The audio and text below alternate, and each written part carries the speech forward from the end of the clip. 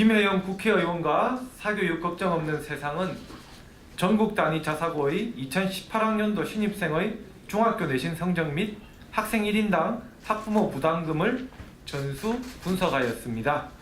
이번 분석은 전국 단위 자사고 10개 학교를 대상으로 하였습니다. 분석 결과에 따르면 전국 단위 자사고 중 내신 석차 백분율로 비교 가능한 3개 학교의 경우 신입생의 중학교 내신 성적 상위 10%에 해당하는 비율이 최대 94%까지 나타났습니다. 이 결과는 앞선 기자회견에서 발표한 서울 소재 자사고 및 일반고 내신 성적 분석 결과와 비교하여 보면 좀 더 명확합니다.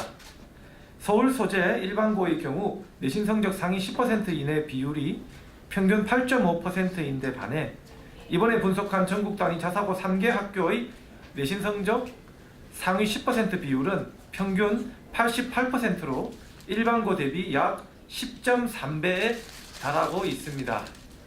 또한 선발 방법의 차이가 있긴 하지만 서울 자사고 평균 18.5%에 비해서도 전국 단위 자사고는 최대 약 4.7배 높은 것으로 확인되었습니다. 내신 성취도별로 분석한 다른 전국 단위 자사고 6개 학교의 경우 신입생의 과목별 성취도를 모두 합산한 결과 A등급의 비율이 무려 최대 99.4%인 것으로 분석되었습니다. 이 결과들은 모두 전국 단위 자사고가 중학교 성적 최상위권 학생들을 싹쓸이하고 있음을 의미합니다. 전국 단위 자사고의 성적 우수 학생 쏠림 현상이 이렇게 과도하게 나타나는 가장 주된 원인은 고입 전형에서의 학생 우선 선발권 때문입니다. 전국 단위 자사고는 일반고보다 앞선 시기에 학생을 우선 선발할 수 있는 특혜를 부여받아 전국 단위로 중학교 성적 우수자들을 독점하고 있으며 이렇게 최상위권 학생들을 선발한 효과는 소위 스카이 대학 입학 실적으로 다시 이어지고 있습니다. 최근 고입 동시 실시 헌법재판과 관련해 자사고는 선발 효과 등의 영향이 크지 않다고 부정하고 있지만 이번 분석 결과는 그렇게 이야기하고 있지 않습니다. 만약 자사고의 대학 입시 결과가 우선 선발에 따른 선발 효과가 아니라 온전히 자사고의 우수한 교육 과정과 시스템의 효과라면 학생 우선 선발권이 없이 일반고와 같은 시기에 학생을 선발해도 같은 효과를 낼 수 있을 것입니다. 자사고가 이토록 학생 우선 선발권에 집착하는 것은 스스로 자사고의 선발 효과를 인정하는 것이라고 밖에 볼 수 없습니다. 자사고는 초기 설립 목적인 교육과정 다양성을 이유로 고입에서 유리한 특혜를 부여받아왔지만 다양하고 특성화된 교육을 추구하기보다 입시 중심의 교육으로 획일화되어 설립 취지가 퇴색했다는 비판에 직면하고 있습니다. 상황이 이럴진데 전국 단위 자사고가 고입 전형에서 학생 우선 선발권과 선발 방법 그리고 전국 모집 단위라는 배타적인 특권까지 누려야 할 아무런 합리적 이유는 없습니다. 다음은 전국 단위 자사고의 학생 1인당 연간 학부모 부담금 실태입니다. 2017년 회계 기준 전국 공사립 고등학교 2341개 학교를 분석한 결과 전국 단위 자사고 10개 학교의 연간 평균 학비는 1,133만 원이었으며 민족사관고등학교는 연간 학생 1인당 학부모 부담금이 무려 2,589만 원이었습니다. 이는 서울 소재 일반고의 연간 평균 1인당 학부모 부담금인 279만 원과 비교해보면 약 9.2배 높은 수준이고 같은 해 대학 등록금 평균인 665만 원과 비교해도 약 3.9배에 달하는 수준입니다. 중학교 성적이 우수해도 이 정도 수준의 고등학교 학비를 납부할 수 없다면 전국 단위 자사고에는 진학할 수 없습니다. 전국 단위 자사고의 지나치게 높은 학비는 일반적인 학생 학부모들의 접근을 불가능하게 하여 기족학교가 되게 하는 조건이 되고 있으며 교육의 양극화를 심화시키고 있습니다. 고교에서부터 계층 간 경제적 배경으로 인한 계층 간 분리교육이 이루어지고 있는 것입니다. 그런데 이런 전국 단위 자사고에 학생 우선 선발권이라는 특혜까지 더해져 고교 출발선을 불공정하게 하고 있습니다. 이번 전국 단위 자사고의 실태 분석은 교육 기회 불평등 문제를 여과없이 드러내고 있습니다.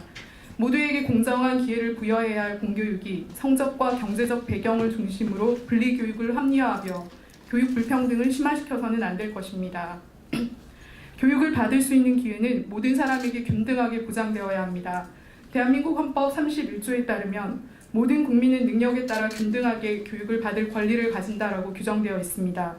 능력에 따른 교육 기회 보장이 부모의 경제적 능력에 따른 기회 보장을 의미하는 것은 아닐 것입니다.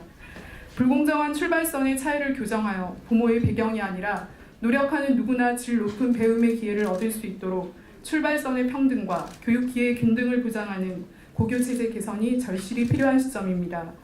곧 헌법재판소의 고입 동시 선발에 관한 결정이 있을 것입니다. 자사고는 학생 우선 선발권의 필요성을 여전히 주장하며 고교 체제에 미치는 자사고의 영향력을 부정하고 있습니다. 소수의 특권 의식으로 대다수 학생들에 대한 형평성이 왜곡되지 않기 위해서 고입 동시 선발은 반드시 필요합니다. 고교 서열의 피라미드 앞에 서 있는 학생 학부모의 어려움에 귀 기울이고 합리적인 이유가 없는 고입 선발 시기의 차별을 바로잡고 특권이 아니라 교육 기회의 평등이 실현될 수 있도록 부디 교육에 대한 헌법의 정신과 공익을 지켜내는 결정을 내릴 수 있기를 기대합니다. 예, 끝으로 홍민정 상임 변호사님의 마무리 발언이 있겠습니다.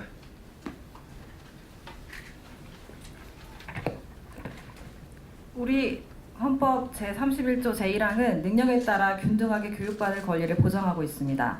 그러나 전국 단위 자사고와 관련 제도는 헌법을 보장하고 있는 평등하게 교육받을 권리를 형해화하고 있습니다. 전국 단위 자사고는 최대 일반고의 9.2배, 대학 등록금의 약 4배에 맞먹는 학비를 부담하게 하면서도 사회적 책무에 대해서는 도외시하고 있습니다.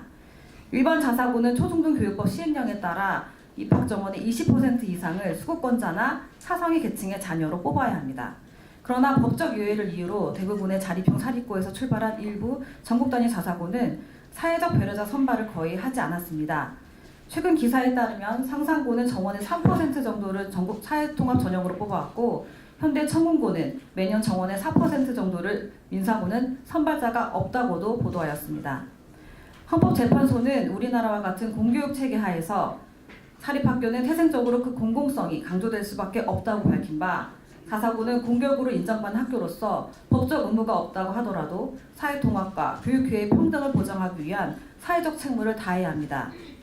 그럼에도 불구하고 전국 단위 자사고는 경제적 불평등이 교육의 불평등으로 이어지는 결과를 초래했습니다.